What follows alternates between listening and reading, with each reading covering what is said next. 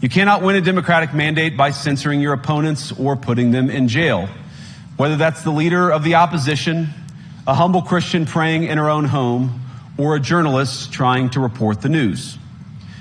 Nor can you win one by disregarding your basic electorate on questions like who gets to be a part of our shared society. And of all the pressing challenges that the nations represented here face, I believe there is nothing more urgent than mass migration. Today, almost 1 in 5 people living in this country moved here from abroad. That is, of course, an all-time high. It's a similar number, by the way, in the United States, also an all-time high. The number of immigrants who entered the EU from non-EU countries doubled between 2021 and 2022 alone, and of course, it's gotten much higher since. And we know this situation, it didn't materialize in a vacuum. It's the result of a series of conscious decisions made by politicians all over the continent and others across the world over the span of a decade. We saw the horrors wrought by these decisions yesterday in this very city.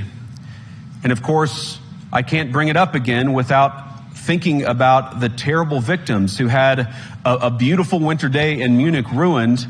Our thoughts and prayers are with them and will remain with them. But why did this happen in the first place? It's a terrible story, but it's one we've heard way too many times in Europe and unfortunately too many times in the United States as well. An asylum seeker, often a young man in his mid-20s, already known to police, rams a car into a crowd and shatters a community. How many times must we suffer these appalling setbacks before we change course and take our shared civilization in a new direction?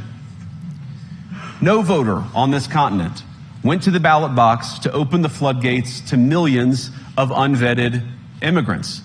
But you know what they did vote for? In England, they voted for Brexit, and agree or disagree, they voted for it. And more all over Europe, they're voting for political leaders who promise to put an end to out-of-control migration. Now, I happen to agree with a lot of these concerns, but you don't have to agree with me. I just think that people care about their homes, they care about their dreams, they care about their safety and their capacity to provide for themselves and their children.